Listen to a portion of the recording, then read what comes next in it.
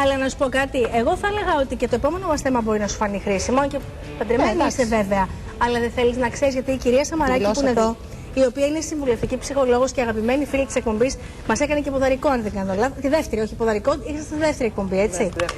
Λοιπόν, η κυρία Σαμαράκη έχει γράψει ένα βιβλίο, πώς να κατακτήσετε τα μυστικά της γλώσσας του σώματος. Το ότι είμαι παντρεμένη, τι σημαίνει, δηλαδή με τον άντρα σου δεν πρέπει να... Όχι. Και θέλεις να μάθεις από την κυρία Σαμαράκη πώς θα καταλάβεις αν ο άντρας σου σε φλερτάει. Με εμένα. Είχε κάποια άλλη στη χειρότερη περίπτωση. Ξύλο Παναγία μου μακριά από εμάς. Κοίτα, από τον άντρα μου νομίζω ότι το καταλαβαίνω πια. Το καταλαβαίνεις. Αλλά αυτό είναι πάρα πολύ χρήσιμο για όλους σας, πιστεύω, που θέλετε να μπείτε στο τρυπάκι ότι τελικά είναι ιδέα μου ή όντως αυτός λίγο μου την πέφτει, όπως λέμε λαϊκά, κυρία Σαμαράκη. Γιατί και λίγο φανταζόμαστε μόνες μας οι γυναίκες, ξέρετε.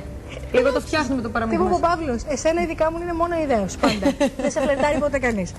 Λοιπόν, πείτε μας, είμαστε όλες αυτιά που λένε. Το φλερτ είναι ένα χαρακτηριστικό παράδειγμα του πώς η γλώσσα του σώματος και μια ηλεκτρική επικοινωνία παίζει πολύ σημαντικό ρόλο στη ζωή μας. Στο φλερτ συνήθως δεν μιλάμε. Το πρώτο πράγμα που γίνεται είναι μέσα από τα μάτια και στη συνέχεια μέσα από το σώμα. Για πείτε, για πείτε. Υπάρχουν λοιπόν κάποια σήματα ερωτοτροπίας, τα λέμε, κάποιες κινήσεις δηλαδή που κάνουμε. Οι γυναίκες διαφορετικές από τους άντρες, υπάρχουν και κάποια κοινά βέβαια, που δείχνουν ότι μας ενδιαφέρει το άτομο που έχουμε απέναντί μας και αρχίζει το φλερτ έτσι.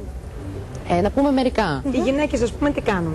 Πώς εκπέμπουν αυτό? Οι γυναίκες έχουν πολύ περισσότερα σήματα ερωτοτροπίας, γιατί οι άντρες έχουν μια δυσκολία στην αποκωδικοποίηση της μη λεκτικής επικοινωνίας.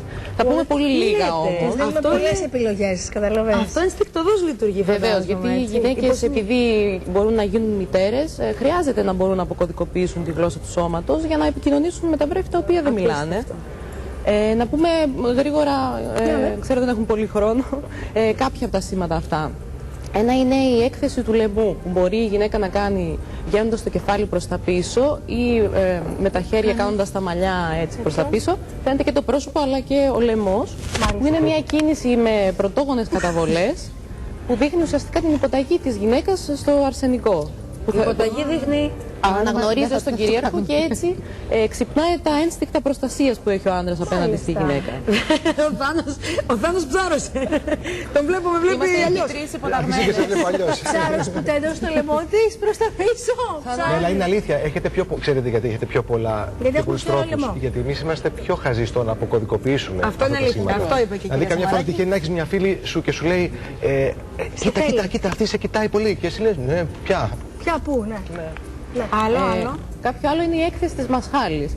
Γιατί η μασχάλη παίζει πολύ σημαντικό ρόλο στην αθέατη πλευρά του φλερτ. Τύπου έτσι, αγέρο. Φτιάχνοντας τα μαλλιά, η γυναίκα μπορεί να σηκώσει το χέρι της και να αποκαλυφθεί η μασχάλη. Και κάνοντας τα μαράκια αυτά. Εκεί εκρίνονται οι φερορμόνες που είναι οι ορμόνες που έλκουν τον άντρα. Επομένως παίζει πολύ σημαντικό ρόλο. Να σας πω, έχω ακούσει ότι και στο κεφάλι, γι' αυτό λέει συνήθως οι γυναίκες είναι πιο κοντές, γιατί και το κεφάλι εκπέμπει κάτι τέτοιες ορμόνες που στον άντρα ξυπνάνε κάτι. Στην κυρία Λέχου δεν το έπεσε αυτό που ήταν ανάμεσα. Ότι οι γυναίκες είναι πιο κοντές. Άκουσα για τις αγαπημένες φερορμόνες. Επίσης μέσα από το βλέμμα μπορεί η γυναίκα, και είναι πολύ σημαντικό το βλέμμα στο φλερτ, μπορεί η γυναίκα να προσκαλέσει και να προκαλέσει τον άντρα, κυρίως με ένα βλέμμα που τη δείχνει λίγο ανυπεράσπιστη και πάλι αυτό της υποταγής, όπως σκύβει το κεφάλι κάτω και κοιτάει προς τα πάνω ή πεταρίζει τα βλέφαρά της, έτσι για να δείχνει και λίγο πιο τσαχπίνα. Θάνο, το κάνεις ανησυχητικά καλά, να σου πω. Το πετάρισμα των βλεφάρων είναι γυναικείο προβλήμα. Είναι ανησυχητικό το κάνεις τόσο καλά. Μη χαίρεσαι. Ναι. Δεν αγχώνομαι, μην ανησυχείς. Αυτό εμένα μου φαίνεται λίγο σαν παροδία το πετάρισμα. Δηλαδή, δεν είναι. Εξαρτάται στο πλαίσιο το οποίο το κάνεις και στο χαρακτήρα και της γυναίκας. Είναι κάποιες γυναίκες πιο... Ναι, όλα αυτά γίνονται ασυναίσθητα συνήθως. Γιατί όταν πάμε να τα κάνουμε... Ναι, αυτό το χάιδεμα... Αυτό είναι λίγο επικεδευμένο. Αυτό το χάιδεμα... Ορίστε. Ξέρεις τι, εγώ έχω πιάσει πολλές φορές τον εαυτό μου και να παρατηρώ και να το κάνω, να κάνω κάποιες κινήσεις. Ή το μαλλί. Μου